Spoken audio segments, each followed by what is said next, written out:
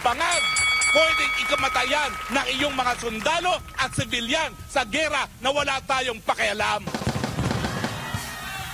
Oo, kayo, masyado kayo ha. Oo, pagka ganyan kayo ng ganyan, mamaya banatang kayo niya ni Maharlika ha.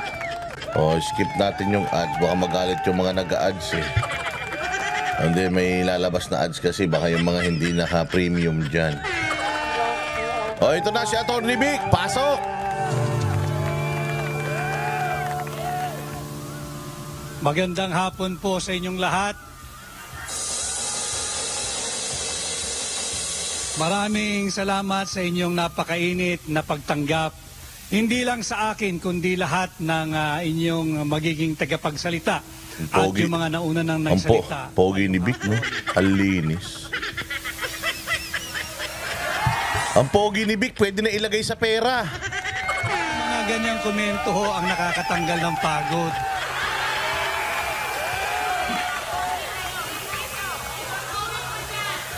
At pasensya na ho kayo't medyo minamalat na tayo. Subalit kahit anong pagod namin, kahit anong pagod ko, ito ay hindi mapipigilan ang pagharap ko sa ating mga kababayan, higit pa doon, kagaya ninyo na namimirmihan o di kaya ay nagtatrabaho sa ibang bansa. Naririnig po kayo ng hakbang ng maisog. Kaya po naman tayo ay naririto ngayon upang samahan at itaguyod ang hakbang ng maisog Japan.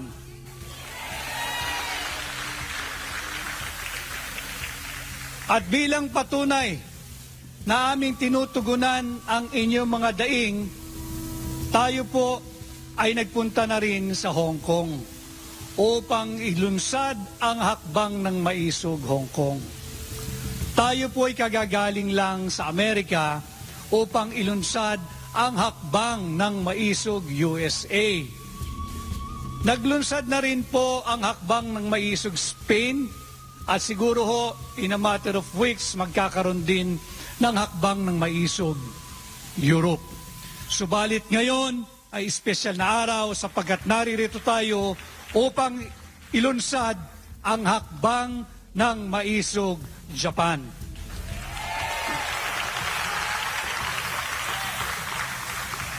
Ang hakbang ng maisog ay akmang-akma doon sa core values na ating sinusulong. Yan po yung transparency, accountability, peace, and security sa pamunuan ng ating bansa. Akmang-akma dito sa Japan sapagkat dyan po kilala ang ating mga kaibigang Hapon sa kanilang pagiging transparent, accountable, advocating for peace at security. Kaya nga po pagpasok ko pa lamang sa airport, hindi lang maganda yung airport, secondary na lang ho yun. Yung seamless entry ng kahit na mga bisita katulad ko, wala pong kahirap-hirap. Walang namomolestya, walang hassle, wala lahat.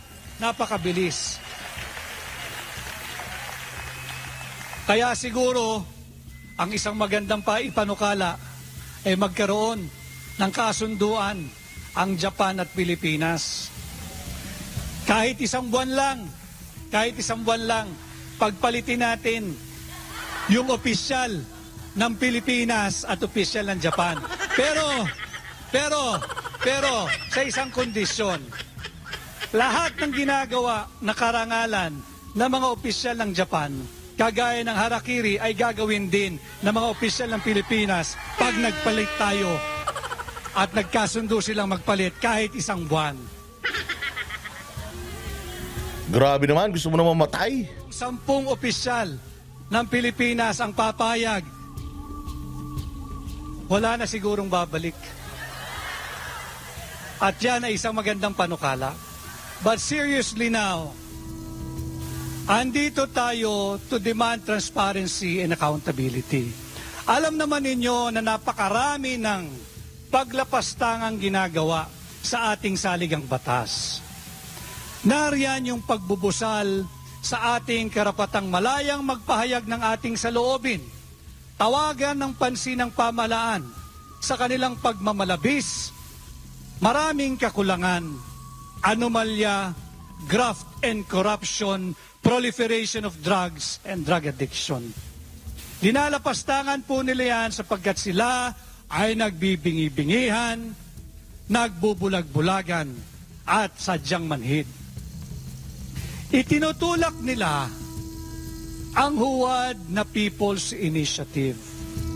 Isinusulong nila ang Peking Charter Change. Ginagamit na panlinlang sa inyo, sa akin, sa ating lahat. Kinakailangan daw buksan ang restrictive o napaka-striktong economic provisions ng ating saligang batas para nang sa ganon, bumuti na ang buhay ng bawat Pilipino. Iyan ay isang malaking kasinungalingan. Hindi po perpekto ang ating saligang batas. Marami na siguro nga dapat rebisahin, marami na siguro dapat amyendahan. And from time to time, you really have to revisit your constitution, regardless of what nation. Sapagkat kinakailangan, parang buhay ang saligang batas, nakakasabay sa hinihingi ng kasalukuyang panahon at kasalukuyang pagkakataon. Subalit hindi ang mga ito, ang mga ganitong klasing tao, ang pwede nating pagkatiwalaan na magbukas at paglaruan ang ating saligang batas. Dala-dala ko ang mensaheng ito sapagkat alam ko kayo lahat dito ay mga leaders din sa inyong pamilya, sa inyong pamayanan, sa inyong lugar.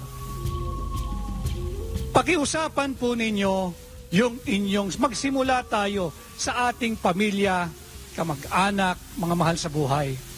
Huwag ho tayong papayag at huwag tayong magpapalinlang.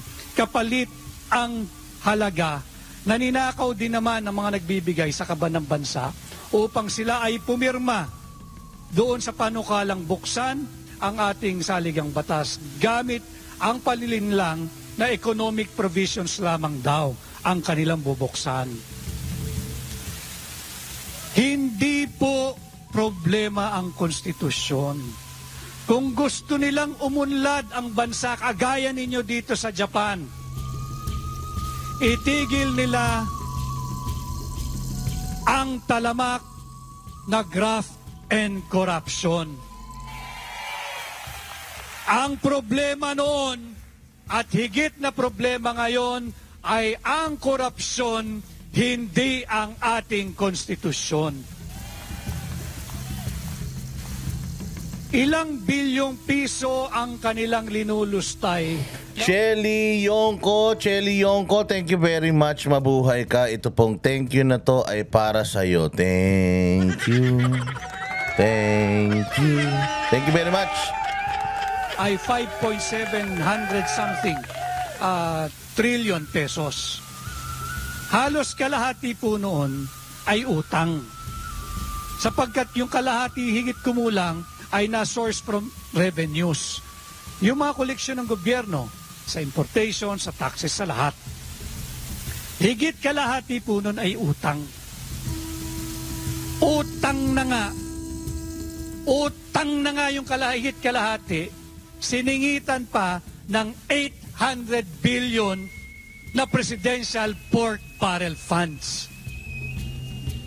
At yung 800 na yun, inutang yon, may interes yun.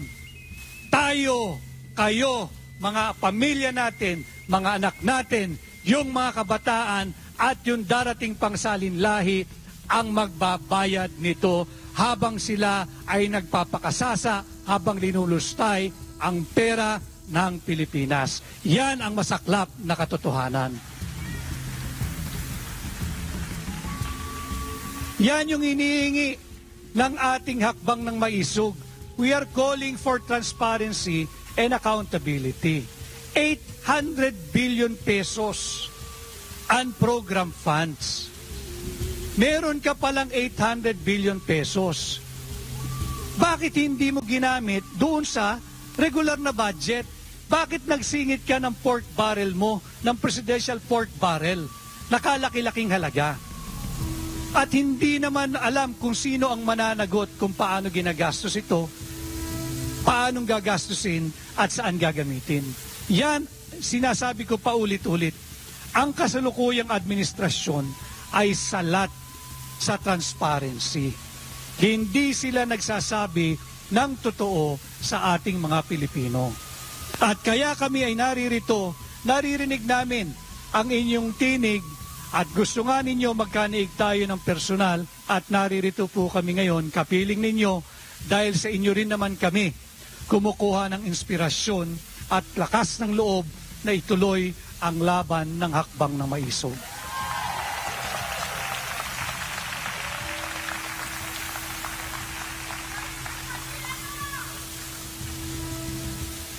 Yung ating pong karapatan na malayang magtipon-tipon at payapang magpahayag ng ating saloobin, pinipigilan din. At sinasabi nila, kasi siguro yung mga yan nagde-destabilize ng gobyerno, no? I beg to disagree to these people in government who are accusing us of destabilizing their administration. Ang number one destabilizer ng kasalukuyang administrasyon ay yung mga nasa administrasyon. Sila mismo ang gumagawa ng sakit ng ulo. Sila mismo ang kumukuha ng malaking bato na siyang kanilang pinupukpok sa kanilang ulo. At dahil nga wala silang transparency, hindi lamang sa ating mga ordinaryong Pilipino, kundi pati sa sarili nila, naghahanap sila ng mabubuntunan ng sisi. Kaya sinasabi nila na ang mga kumukontra sa maling polisiya ng pamahalaan ay mga destabilizers. Hindi ho. Ang karapatan natin, yung free speech, right to free speech, to peaceably assemble and petition the government for redress of grievances. Yung ating malaya at payapang pagtitipon-tipon, ito po ay may garantiya sa ilalim ng ating saligang batas, sa ilalim ng ating Bill of Rights. Kaya hindi po tayo papayag na sisikilin nila ang ating karapatan. Ninanakaw nyo na nga yung pondo ng gobyerno, pati pa ba naman ang karapatan natin na nakawin pa nila.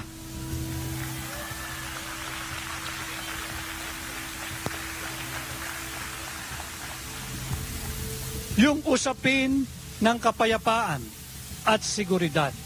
Malinaw din po sa ating saligang batas na dapat tayo ay may sariling foreign policy.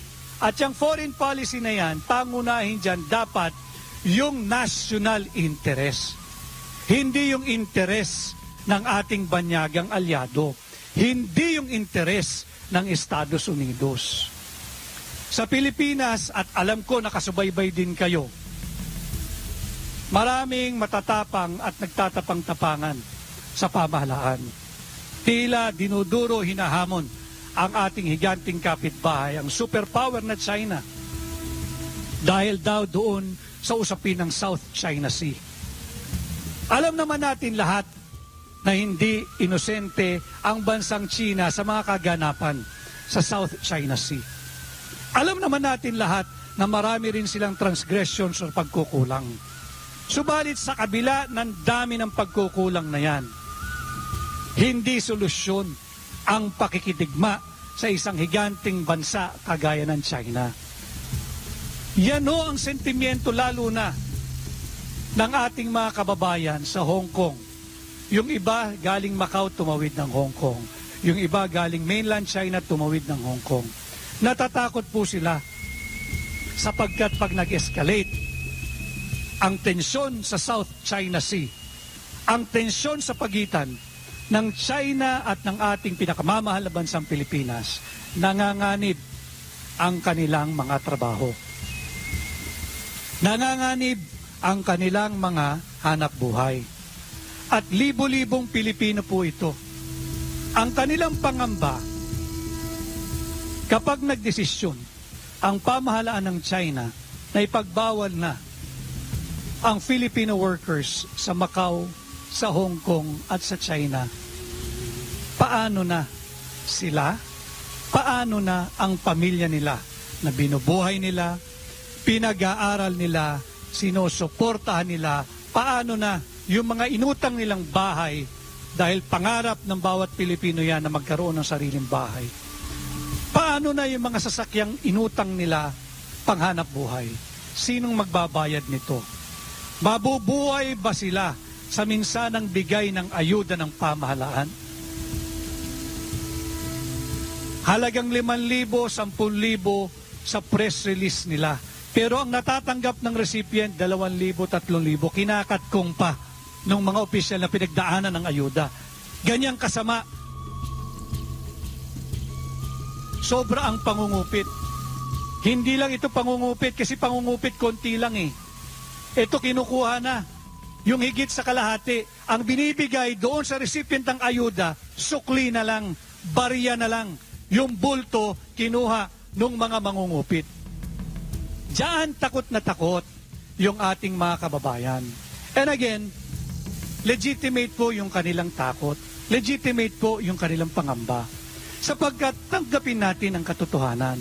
Hindi tayo sang-ayon sa ginagawa ng China doon sa South China Sea. Pero mas hindi tayo dapat sumang-ayon sa direksyon ng gobyerno, ng direksyon ng kasalukuyang pamahalaan na tayo ay makipagmatigasan at kulang na lang ay makapagdigma sa China.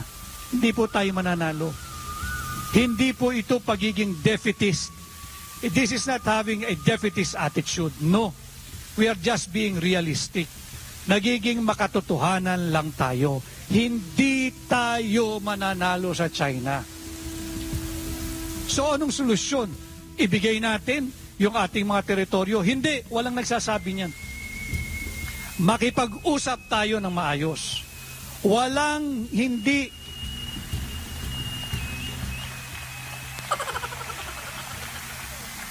Very basic po yan sa pamilya, sa magkakapitbahay, sa komunidad.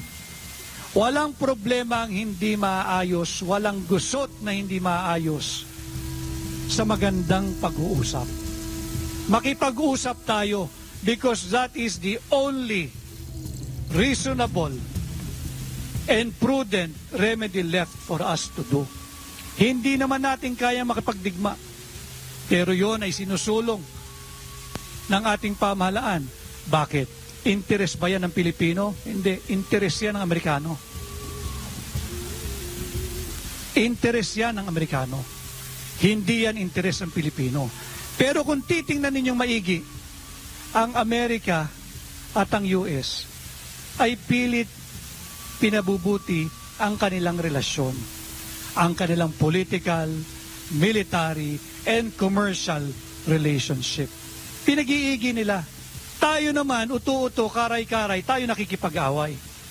This is a US-China proxy war.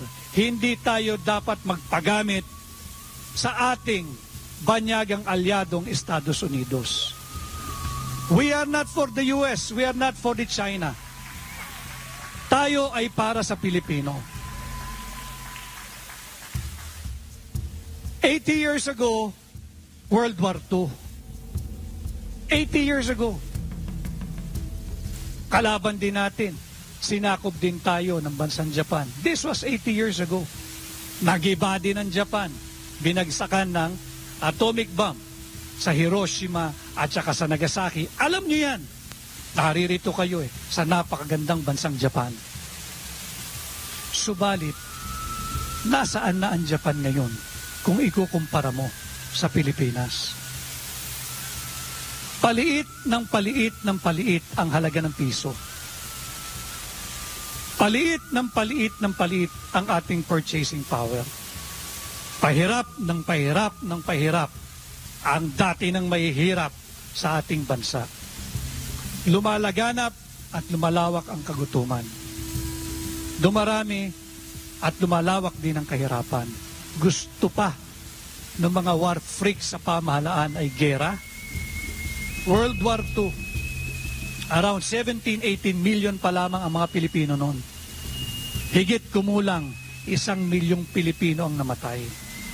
Hindi pa ho tayo nakakabangon sa bangungot ng World War II. Heto na naman tayo. Pilit tayong ipinapasok ng kasalukuyang gobyerno sa isang butas na wala ng labasan. Hindi yan ang interes ng Pilipino. Kaya yan din ang ating isinisigaw to defend and protect our Constitution.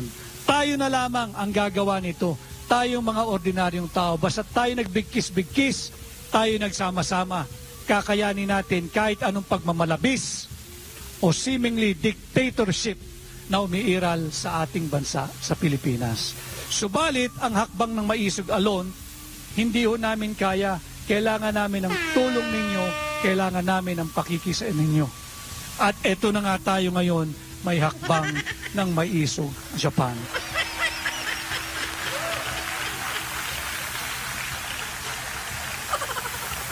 Ang isinusulong po ng hakbang ng maisog ay kapayapaan. Ayaw natin ng armadong sigalot. Ayaw natin ng gera. Walang mananalo sa gera. Walang panalo sa gera. Yung nangyayari ngayon sa Israel at Gaza, yung nangyayari sa Russia at sa Ukraine, wala naman nung nananalo. Ang katotohanan, nagpaparamihan lang sila ng bilang kung sinong mas maraming namatayan. Nagpaparamihan lang sila ng bilang kung sinong mas maraming gusali ang nagiba. Nagpaparamihan lamang sila ng bilang kung ilang kabataan ang nawalan ng tatay, nawalan ng nanay, nawalan ng pamilya.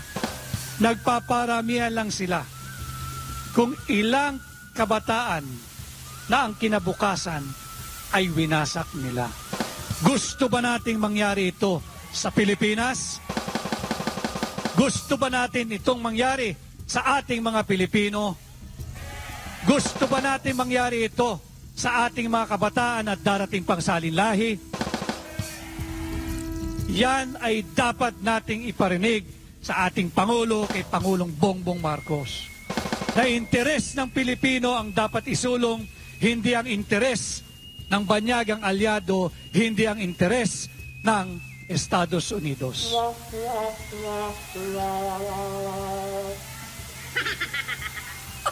Tama! Marami pa ho tayong pag-uusapan, subalit kinakawayan na po ako, time na raw po. Ang masarap talaga pagkasama mo, ang iyong mga kababayan, lumilipas ang oras nang hindi mo nararamdaman. Muli po, maraming salamat sa napakainit ninyong pagtanggap. Tuloy-tuloy po tayo magkakaharap. Ituloy po natin ang ating ginagawa. Mabuhay ang Pilipinas. Mabuhay ang Pilipino. Mabuhay ang hakbang ng maisog Japan. Maraming Ayan, grabe, no? Ang pogi-pogi na ni Attorney Vic Rodriguez, wala na nga siyang stress sa buhay.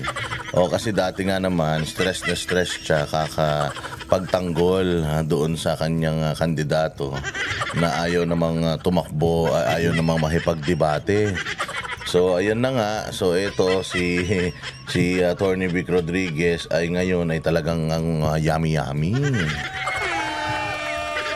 At sigurado tayo natatakbo yan sa Senador sa 2025. Kaya kayo na ang bahala, pag-aralan nyo maigi kung si Attorney Vic ba ay karapat-dapat nating niboto. Yan ha. Pero ito na, si Harry Roque, ito na. Mabuhay ang Pilipino sa Japan!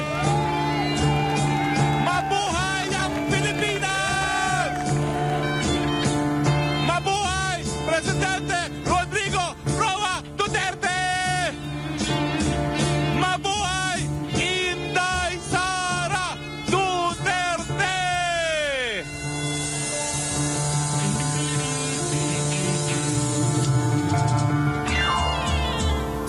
Mga Pilipino sa Japan, handa na ba kayo? Handa na ba kayong makipaglaban muli? Handa na ba kayo protektahan ang karapatan? Handa na ba kayong maisog?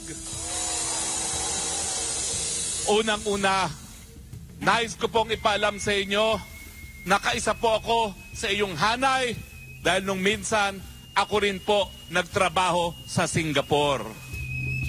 Hindi lang po yan, ako rin po ay isang anak ng OFW. Second year high school lang po ako na nagtrabaho ang aking nanay. Napakadaming gabi po ang aking iniyak dahil hindi ko maintindihan kung bakit nawala sa piling namin ang aming ina. Pero alam ko po ang pinagdadaanan ninyo. Masakit man tanggapin na nawalay kayo sa inyong mga anak sa buhay. Karamihan sa atin, heto lang ang pamamaraan para mabigyan na mas mabuting buhay ang ating mga mahal sa buhay.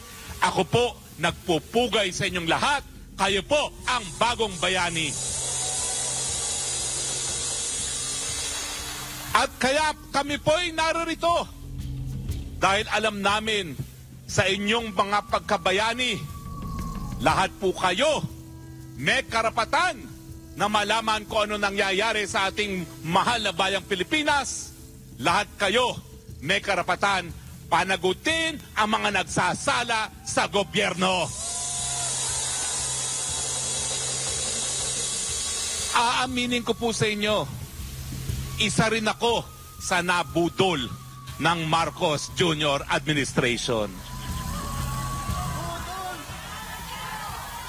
Pasensya na po. Tao lamang. Mantakin nyo. 13 anyos pa lamang ako. Sumasali na ako sa mga demonstration laban kay Marcos Sr. 16 anyos napilitang umalis ng Pilipinas dahil hunting ng mga pulis at militar ni Marcos Sr. Mantakin ninyo.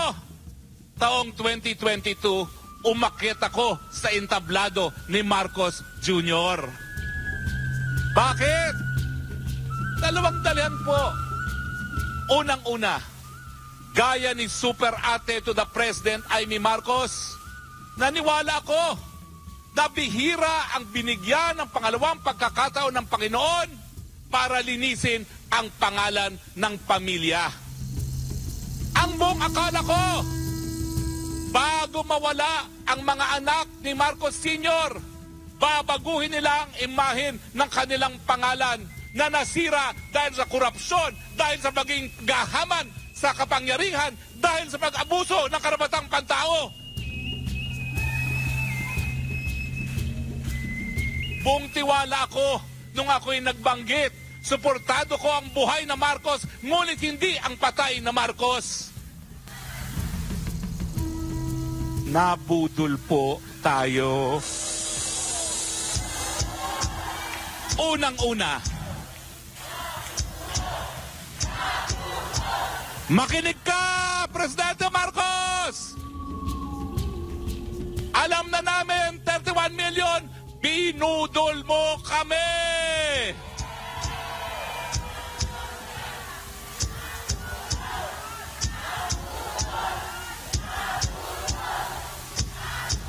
Unang-una, ang pangako niya, magkakaroon tayo ng unity team, pagkakaisa para harapin ang lahat ng paghamon.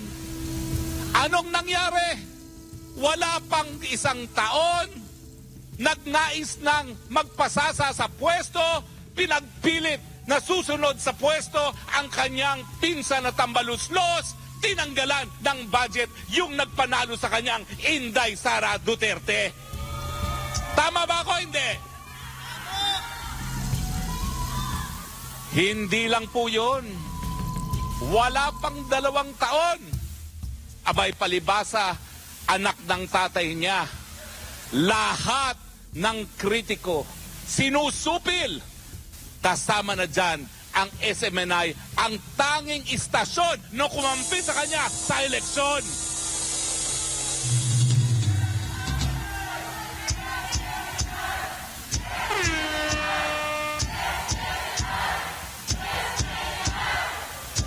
Hindi lang po yan. Nangako pa siya, dahil meron tayong pagkakaisa, ibababa ko ang presyo ng bigas sa 20 pesos kada kilo.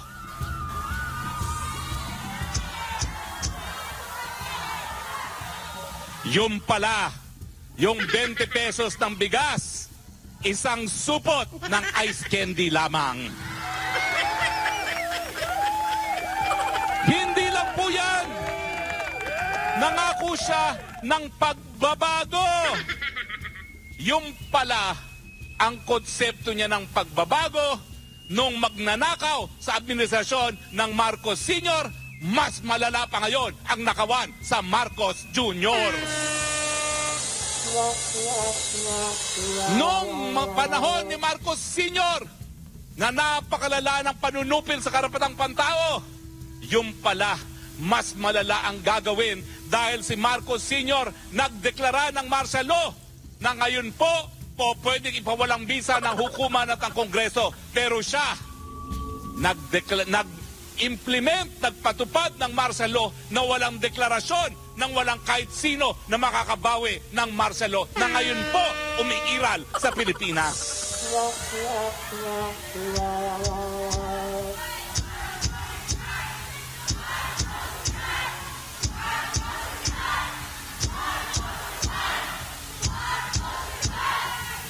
Pinagsabihan na po siya ng ating mahal na FPRRD.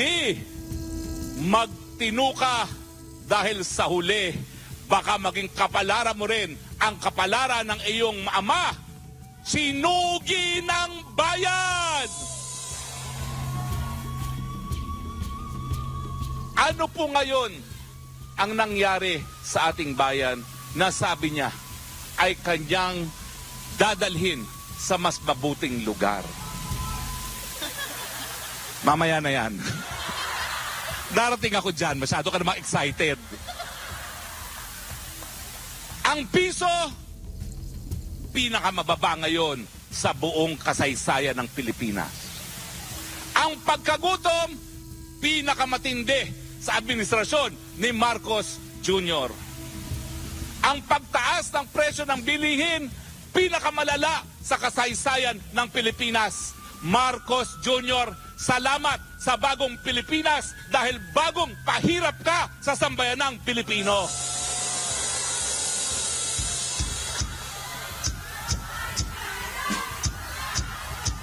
At gaya ng ginawa ng ama niya, dahil nais magpasasa sa kapangyarihan, ang unang-unang ginawa, palitan ang saligang batas.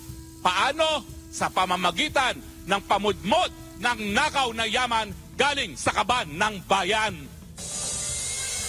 Saan ka nagkakita? People's Initiative daw, pero ang mga lagda binibili. Saan ka nakakita? People's Initiative daw, ang mga lagda kapalit ng ayuda na binawasan pa ng mga hinayupak.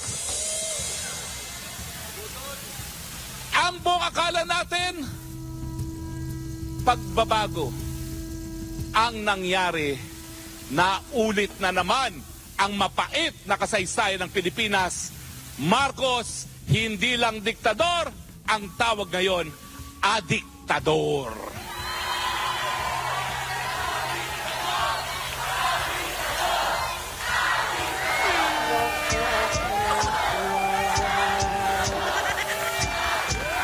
Pero hindi pa sapat sa kanya ang mga pahirap niya sa ating mga kababayan. Thank you very much, Ma'am Kish. You're amazing. Tagong yaman sa Amerika na hindi pa niya nababawi. Dahilan kung bakit meron siyang 371 million civil contempt charge sa hukuman ng Amerika. Dahil ayaw niyang sabihin kung saan ang nakaw na yaman nila sa Amerika para bayaran ang biktima ng mga martial law. Hayan po, nakipag-alyansa ngayon sa Amerika. Kapalit ang kanyang tagong nakaw na yaman. Binenta ang Pilipinas, kinaladkad ang Pilipinas sa gyera. Tama ba yan? Pinahirapan na, kinakaladkad pa sa gera, dahilan na kung hindi mamamatay sa kagutuman, mamamatay dahil sa gera na nuklear. At hindi lang po yun. Hindi lang po yan dahil sa kagustuhan na mabawi ang nakaw na yaman sa Amerika. Yan po ay dahil meron siyang bisyo, wala siya sa tamang pag-iisip, kaya niya tayo kinakaladkad sa gera.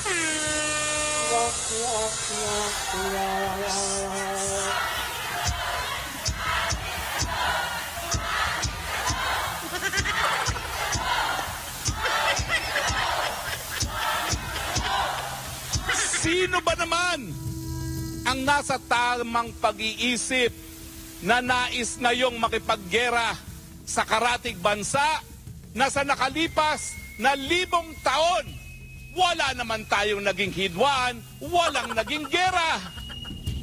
Sino ba naman ang nasa tamang pag-iisip na nais makipaggera sa pinakamalaki nating trading partner? Sino ba naman ang nasa tamang pag-iisip na nais makipaggera doon sa bansa na libo-libong mga Pilipino ang naghahanap buhay? Sino ba naman ang nasa tamang pag-iisip na makipaggera doon sa bansa na isa sa pinakamalaking mamuhunan sa Pilipinas? Kaya nga po, ang sigaw natin, transparency. Ngayong meron ng suspecha at paratang na gumagamit ka ng pulburon, kinakailangan magkaroon ng transparency, aminin or pasinungalingan, pero hindi pa pwedeng tawa-tawa lamang.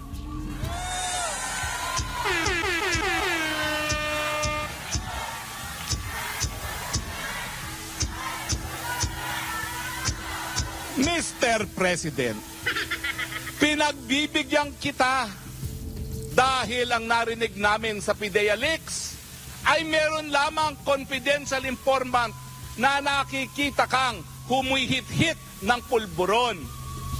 Pero sa batas, kapag merong paratang, dapat inaamin, dapat itinatanggi, hindi dapat tawanan, lalo na kung ikaw ay presidente. Dahil nga pag ikaw ay presidente at ikaw ay bangag, pwedeng ikamatayan ng iyong mga sundalo at sibilyan sa gera na wala tayong pakialam.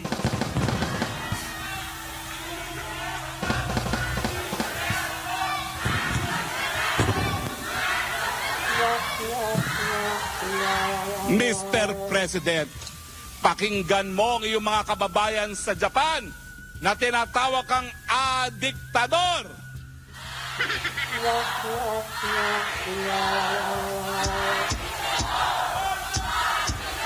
Pakinggan mo ang iyong kababayan sa Japan na tinatawag kang bangag.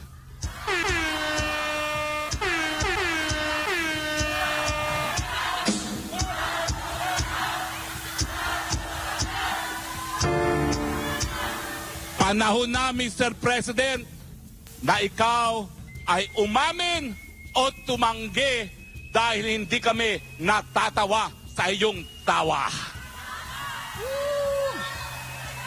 Yan po ang ibig sabihin ng transparency. Yan po ay karapatan na nakasaad sa ating saligang batas. Ang karapatan ng taong bayan sa impormasyon na makakapag-apekto sa ating pang-araw-araw na buhay. Mr. President, kung ikaw bangag, nakakaapekto po sa amin yan dahil baka kami mamatay sa gera na wala naman tayong kinalaman. Tama!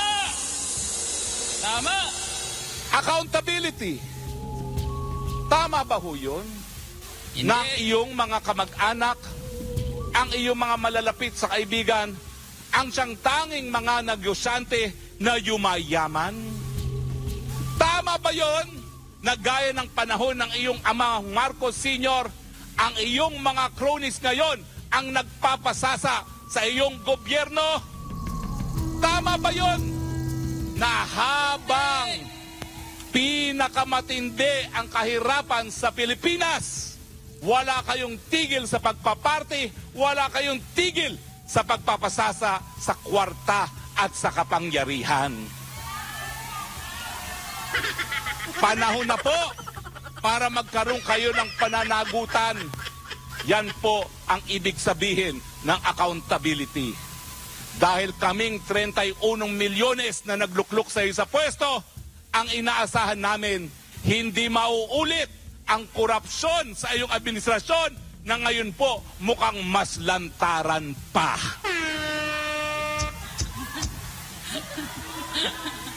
At Mr. President, hindi lang po gobyerno ng Pilipinas ang nagdeklara na yung CPP-NPA na yan ay terorista. Ang Amerika, ang European Union, pati po ang Japan, dineklara na terorista ang CPP-NPA. Pumapatay ng sibilyan, ginagawang mandirigma ang katutubo at ang kabataan, naniningil ng revolutionary tax, nagpapataw ng parusa na walang sapat na due process, nambobomba ng mga inosenteng sibilyan. Yan po ay gawaing terorista. Bakit kung totoo ang sinasabi mo na mapupulbos na yung mga terorista yan, bakit ka nakikipag-usap ng kapayapaan? At bakit kakampi mo sila ngayon sa Kongreso kasama ni Tambaluslos? Ikaw naman, Tambaluslos, marinig mo na, wala pong masamang mag-ambisyon, libre ang mangarap, pero mga Pilipino sa Japan, boboto ba kayo kay Tambaluslos? Hindi! Boboto ba kayo kapalit ng ayuda? Hindi! Boboto ba kayo kapalit ng salapi? Hindi! Tama po. Pag nabudol pa tayo uli, magpakamatay na tayong lahat. Sabi nung mahabang buhok doon sa likod, ang ibig sabihin po niyan, pahabain mo pa.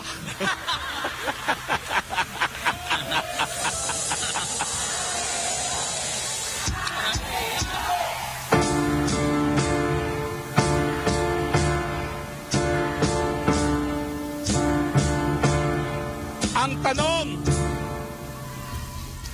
wala pong diktador na voluntaryong bababas sa pwesto.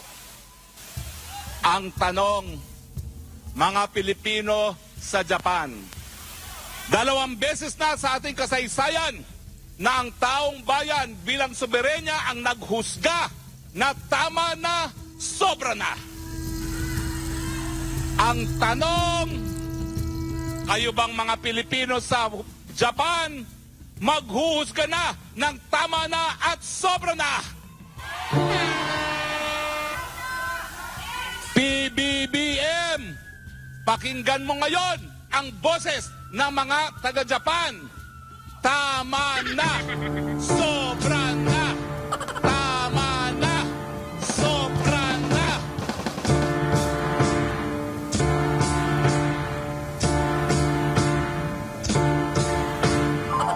Ubus na pa ho ang aking panahon at maya-maya po makakasama natin ang ating mahal na Presidenteng Rodrigo Roa Duterte. Yun, PRRD na yan.